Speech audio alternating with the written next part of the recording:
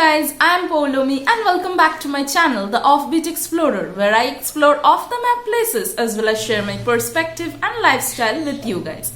So before quarantine began, I stocked quite a few books and it's been almost 3 months and I have successfully completed each and every one of them. So I thought, why not share with you guys which books I have gone through and summarize it a bit so that you can check it out if it interests you. But before going into it, if you are new to my journey, make sure to subscribe and hit the notification bell so that you don't miss any of my upcoming videos. The first book which I read is this one, Dust on the Mountains Collected Stories by Ruskin Bond. Now the name Ruskin Bond itself doesn't need any explanation. But in case you don't know about this book, let me tell you a little bit. By the way, don't get afraid by the thickness of the book because this is a collection of short stories and not a big novel. So if you find it difficult to commit to a novel, you can easily go through this book one short story at a time. In fact, the first chapter of this book is the first short story written by the author when he was only 16. And throughout the book, the language is so simple, yet the concepts put forward are so profound. The stories mainly revolve around the mountainous region of Dehra and Mussoorie and how certain issues affect the lives of the people living there. Often Ruskin Bond's books are classified as children's books because of the simple narrative, but trust me, they are so relevant even for adults. So if you are a beginner at reading and looking forward to start with one of Ruskin Bond's books, this can be a very good option to consider. The second book which I read is The Small Bachelor by P.G. Wodehouse.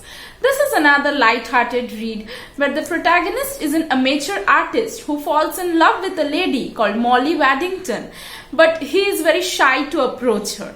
The story ultimately leads these two lovers to get engaged, but only after a comedic turn of events in which people existing around the pivotal characters also actively participated.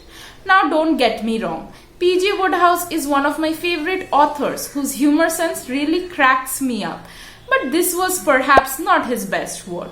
I've already read the Jeeves series by the same author and I'll prefer reading those. The next book worth mentioning is The God of Small Things by Arundhati Roy.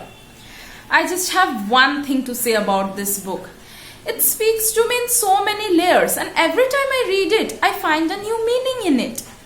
In fact, I was so overwhelmed after reading this book for the very first time that I had to make a separate video discussing this book in details, and if you want to check it out, I'll leave a card over here as well as a link in the description box below. I'm not going to elaborate this book here any further, but if you want to read a book in lucid language full of complex human emotions, you should definitely give this book a try. Speaking of complex human emotions comes my next quarantine read, The Kite Runner by Khaled Hosseini. I've read another book by this author, The Thousand Splendid Suns, and trust me, both of them are amazing. Coming to The Kite Runner, this is a very emotional story about two boys living in Kabul, one belonging to a wealthy family and the other being the son of his father's servant. The narrative is a heartbreaking story about friendship, sacrifices and redemption against the backdrop of a war waged in Afghanistan. What I like the best about this book is its take-home message. No matter what mistakes you have done in your life, there is always a way to be good again. The fifth and final book which I am going to speak about today is To Kill a Mockingbird by Harper Lee. This book is set in the 1960s America in the fictional town of Macomb, Alabama, and is narrated through the perspective of the son and daughter of the protagonist Atticus Finch, who teaches us to think about what is right and what is wrong from the perspective of humanity instead of just following laws blindly. Though the narrative is from a child's viewfinder, it deals with issues like social inequality, rights of a black community, and how laws in America back then were not favorable for people of different ethnicity. There was racial discrimination and often it led to a tragic turn of events.